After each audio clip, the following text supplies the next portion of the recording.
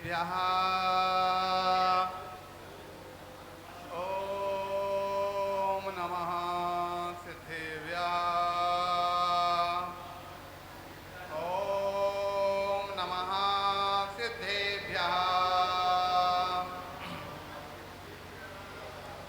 इंद सदवंदयाणं तेहुमणहृदय मधुर विशद वक्काणं अंतातीत गुणाणं नमो जिणाणं जिदय भवाणं नमो अरिहंताणं नमो सिद्धाणं नमो आर्याणं नमो अध्यायाणं नमो लोये सव्यसाहोणं बोले अनंत आनंद परम सिद्ध भगवान की सत्यवादी 24 तीर्थंकर भगवान की 1008 श्री सर्वतोभद्र महामंडल विधान की आचार्य विराज महाराज की अहिंसामय विश्व धर्म की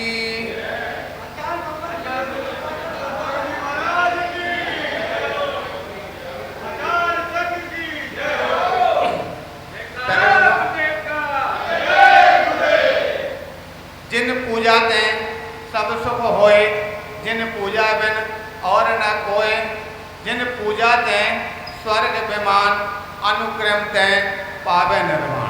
प्यारे बंधो, इस बात पर आपको अच्छी तरह से ज्ञात होगा पूजन का महत्व क्या है।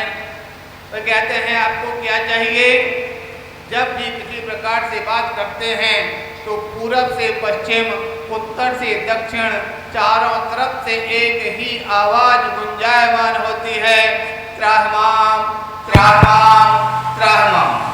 अर्थात मैं दुखी हूँ, मैं दुखी हूँ, मैं दुखी हूँ। और जब दुखी हूँ तो क्या चाहता हूँ, सुख चाहता हूँ।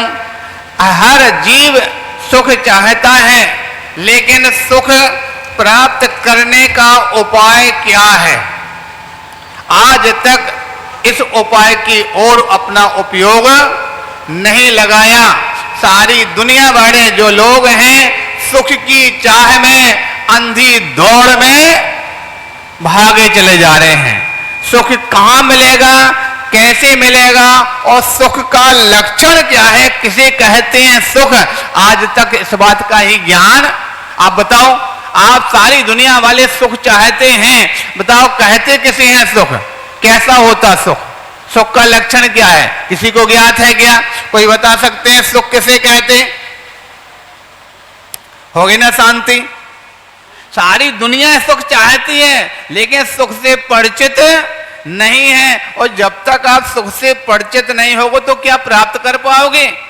भगवान महावीर ने इसलिए सबसे पहले दुख और सुख की परिभाषा को जानने का पुरुषार्थ आपको करने के लिए संदेश दिया। अब दुख बताओ, अच्छा दुख किसे कहते हैं, दुख का मतलब क्या है, दुख का लक्षण भी तो ज्ञात होगा। जब सुख नहीं जानते तो दुख भी जानना चाहिए। ये बता रहे हैं, देखो क्या नाम आपका, पीसी जैन साहब, ये बता दिया ना सबसे बढ़िया जो दुख की परिभाषा क्या है, आकुलता। यानी आकुलता का नाम ही सबसे बड़ा दुख है। जब व्यक्ति के जीवन में आकुलता, एक राजा है, उस राजा के पास सारी सुविधाएं हैं, तन से सुखी है, मन से सुखी है, धन से सुखी है, राज्य से सुखी है, परिवार से सारी की सारी सुख है, उसके पास कोई चीज की दिक्कत, कोई कमी नहीं है। लेकिन जो पड़ोसी राजा है, और पड़ोसी राजा उसके पास संदेश लेकर के भेजता है, तू हमेशा सतर्क रहना, मैं कभी भी तेरे ऊपर चढ़ाई कर दूंगा। बोलो वो राजा सुखी रह सकता है क्या? सब कुछ सुख था उसके पास, लेकिन पड़ोसी राजा कह रहे भैया वो हमारे ऊपर। आप जहां जिस स्थान पर रहते हो, अभी आराम से रहते थे, कहीं कोई दिक्कत नहीं थी। अगर आपका पड़ोसी कह देता है, पता नहीं हम तो सुबह से जब निकल रहे थे ऐसा लगा कि कोई एक सांप है ना आपके मकान के अंदर घुसता हुआ नजर आया था। अब आप उस घर में शांति से सब कुछ आराम से रह रहे थे, इतना मात्र आकुलता आपके बुद्धि में आते ही और अब सारा सुख चैन, पता नहीं कहीं से सांप आ नहीं जाए। रात में सोएंगे तो सपना, खाएंगे तो दिखेगा। समझ में आ गया ना, दुख का लक्षण समझ में आ गया कि नहीं? सबसे बड़ा दुख क्या है? आकुलता।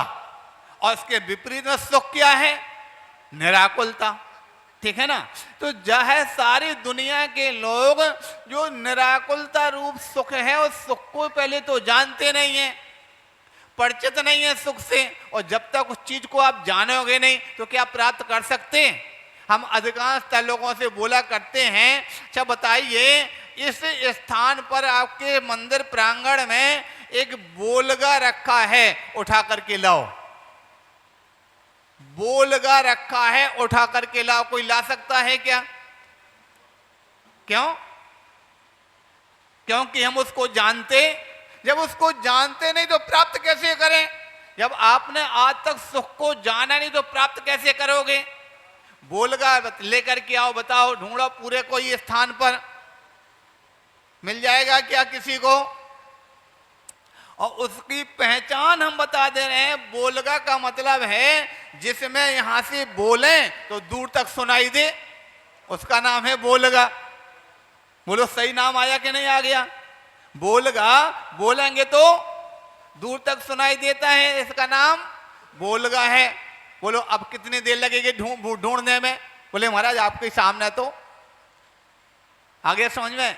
इसी प्रकार से हम सुख को चाहते हैं लेकिन सुख से परिचित नहीं है। इसलिए आचार्य भगवंतों ने सुख का लक्षण बताया, निर्विकल्पता ही सबसे बड़ा सुख है और विकल्प ही सबसे बड़ा दुख है। इसी बात को छेढ़ालाकार पंडित दौलत राम जी ने कहा है, आता में कहते है सुख है सो सुख है, आको लेता बिने कहिए, आको लेता शिव माहे नाताते, शिव लगे भगला गो चाहिए। वो क्या, देखो ये दो लाइन में सारा बता दिया। आत्म को हित है सुख, आत्मा का सबसे बड़ा अगर हित है तो सुख है। और सुख किसे कहते हैं? आकुलता बिन कहिए। जो आकुलता से रहित अवस्था है वो सुख होता है। और सुख कहां पर मिलता है?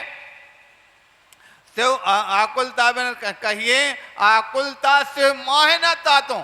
और शिव कहां पर होता है? आकुलता रहित स्थान शिव अर्थात मोक्ष में प्राप्त होता है। इसलिए मोक्ष प्राप्त करने के लिए और मोक्ष प्राप्त करने के लिए प्राप्ति तो बहुत दूर की है। हम तो संसार के सुखों की भी बात कर रहे हैं। इस संसार के सुख भी अगर आप प्राप्त करना चाहते तो कैसे प्राप्त होगा? तो अभी हमारे महाराज क्या बता रहे थे, हम तो सत्य बोलते हैं, सत्य में किसी को बुरा लगे तो इसका मतलब है आपने एक नहीं डबल गलती कर दिया।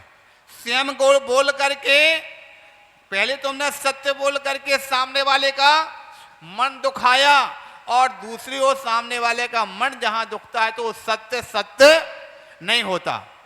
अपने यहाँ रत्नकांड श्रावकाचार्य के अंदर कथन किया कि ऐसा सत्य कभी न बोले कि जिससे किसी दूसरे जीव का अहित हो, दूसरे जीव का घात हो जावे। ऐसा सत्य उस सत्य की श्रेणी में नहीं, असत्य की श्रेणी में आता। एक उदाहरण आता है, एक बार एक व्यक्ति जो था वो जैन व्यक्ति से, भाई जैन लोग सत्यवादी होते हैं और ये बात बिल्कुल हकीकत है। आपने देखा होगा कहीं किसी भी अदालत में अगर हिंदू जाएगा, मुस्लिम जाएगा, सिख जाएगा, ईसाई जाएगा, उससे पूछेंगे भाई कौन हो? बोले हिंदू हैं। हिंदू को तुरंत उसके सामने रामायण बोलो, रामायण पे हाथ रखकर बोलो कि मैं जो कहूंगा सत्य कहूंगा, सत्य के अलग कुछ नहीं कहूंगा। उसको रामायण सामने आ जाएगी। मुस्लिम पहुंचेगा तो कुरान सामने आ जाएगी।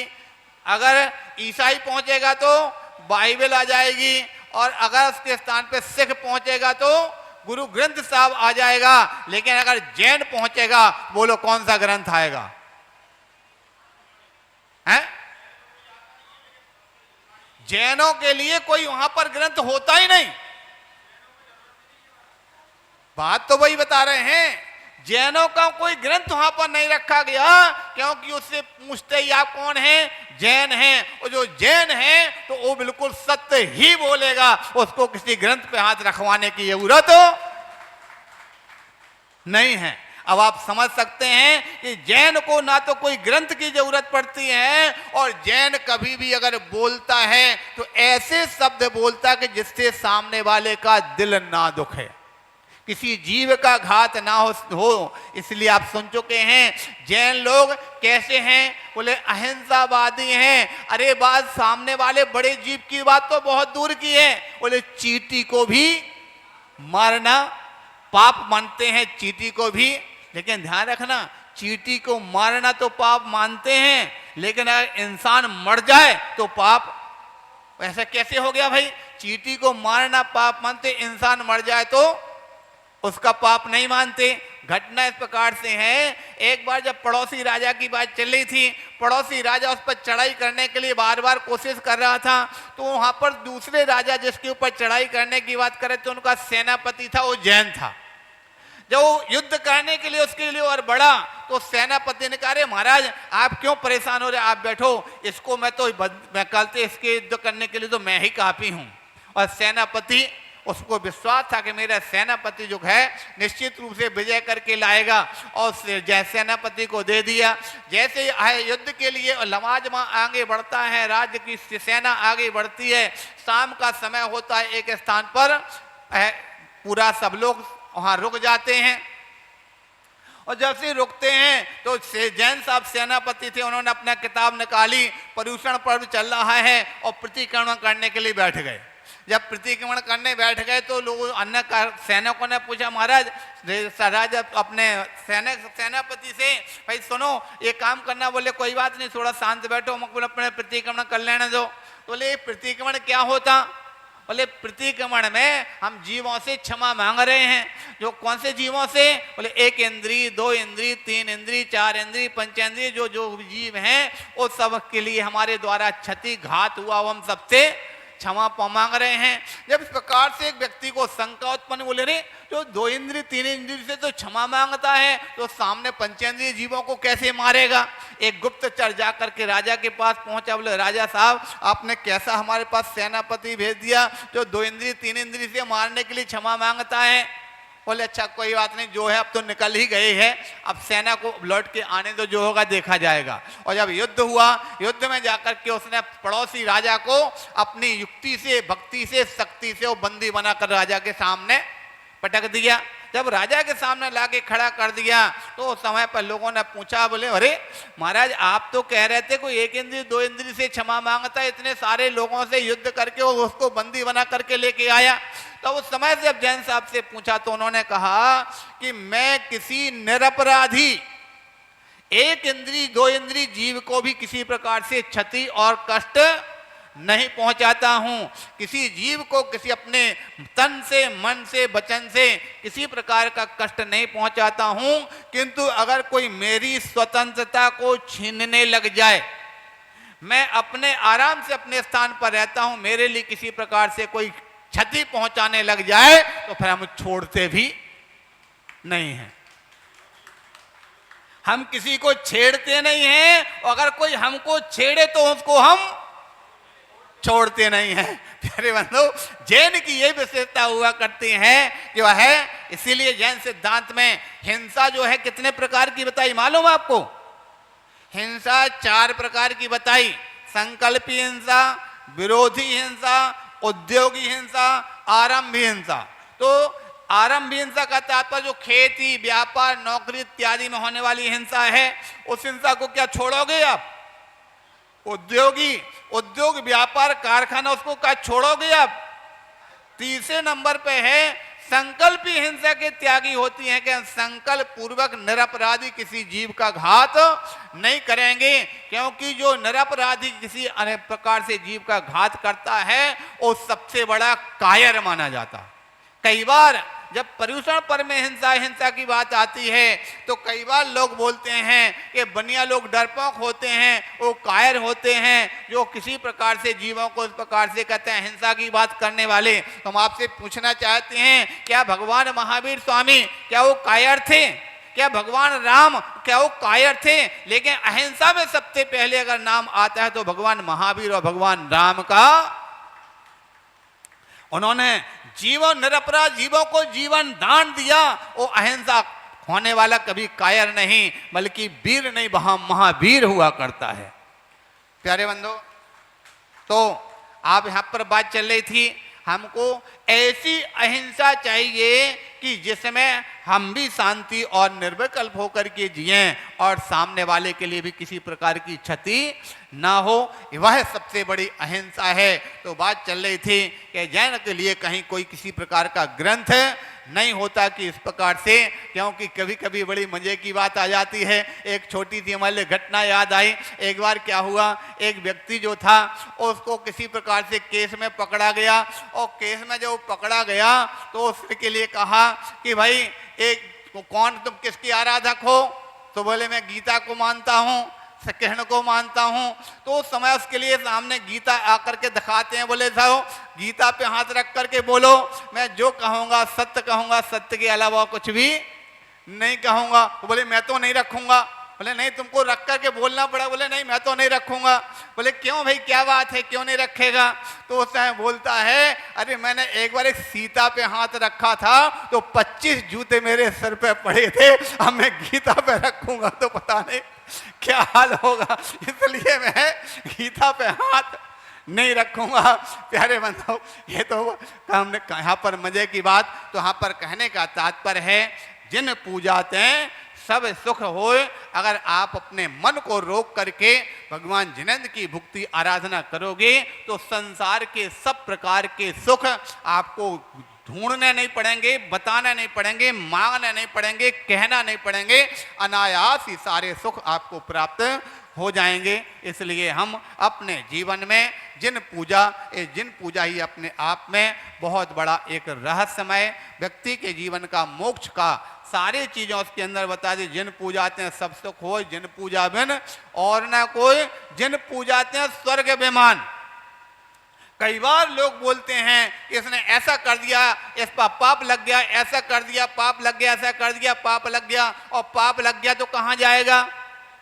नरक जाएगा, त्रिंज जाएगा। अरे भाई, हमको लगता है नरक और त्रिंज जाने के लिए जो जैन भगवान की भक्ति आराधना करने वाले वही हैं क्या? इतनी सारी दुनिया में जो मांसाहारी हैं, व्यसनी हैं, पाप करने वाले हैं, उन सबके लिए स्वर्ग खुला है क्या? ध्यान रखना, भगवान की भक्ति आराधना करने में थोड़ी मोड़ी कोई अगर साधना हो जाती है, कोई करना चाहता है क्या? करना नहीं चाहता। अगर धोखे से कदाचित कोई असाधना हो जाती है तो उससे ये नहीं कहना कभी तुम्हारे लिए पाप लग जाएगा तो नरक जाएगा। हाँ ठीक है, सावधानी रखना चाहिए जिससे किसी प्रकार की असावधानी के द्वारा कोई विराधना ना हो, किसी प्रकार की असाधना ना हो। असाधना का दोष लगता है, लेकिन दोष को भी अपना भगवान की भक्ति से साफ कर दिया जा सकता है। इसलिए क्योंकि अधिकांशतः देखा जाता, पहली बात तो कोई मंदिर में आने के लिए डरते हैं, आते नहीं हैं। अगर कोई छोटा मोटा कोई थोड़ा सा कहे तूने ऐसा कर दिया, तूने ऐसा कर दिया, ऐसा नहीं होता। इतना कहती दूसरे भैया हाथ जोला, बोले कल से मैं आऊंगा ही नहीं। तो अपनी कोशिश से रहे कि किसी प्रकार से किसी का मन ना दुखे, चाहे किसी प्रकार से हो, शांति पूर्वक आपस में। आप लोग को अभी जैसे पहले महाराज ने बात बता दिया कि भाई बात सही से रही किसी प्रकार से आहार इत्यादि की बात, तो उस बात को लेकर के सबसे बड़ी चीज है, आप सभी जानते हैं, गुरु आज्ञा का पालन। हमारे आचार्य जी बोला करते थे, एक बार किसी शिष्य से गुरुजी ने पूछा कि ये कितने हैं, कितनी उंगलियां हैं? और गुरुजी कहते अगर हम कहने लग जाए कि ये 4 हैं तो शिष्य से तुम कितने कहोगे? बोले हम भी 4 कहेंगे। बोले क्यों? हैं तो 5, तुमको पता भी है। बोले कितने भी हों हम तो ये कहेंगे गुरुजी ने जो कहा वो सत्य है। इस प्रकार से गुरु की आज्ञा जहां प्रकार से होती है तो वहां पर फिर क्यों कैसे कुछ भी नहीं चलता है, उस आज्ञा का पालन करना होता है। हम लोग गुरु की आज्ञा के आधार पर चलते हैं। उन्होंने इस प्रकार से कह दिया कि इस प्रकार से अपनी चर्या करना है, उस हिसाब से चलते हैं। किसी प्रकार से किसी का मन को दुखाने का हमारा उद्देश्य नहीं है। आप अपने स्तर से रहते हैं, अपने स्तर से रहेंगे, इस प्रकार से ध्यान रखें। तो अपने भक्ति आराधना करते हुए आपके यहाँ पर चल रहा है विधान अपने आप में बहुत बड़ा आनंद हो रहा, आपको जीवन में पुण्य का संचय का हेतु बन रहा। सभी के लिए हमारा आशीर्वाद। बोले 1008 श्री आदिनाथ भगवान की। अत्रमं सन्निधो भव सन्निगणं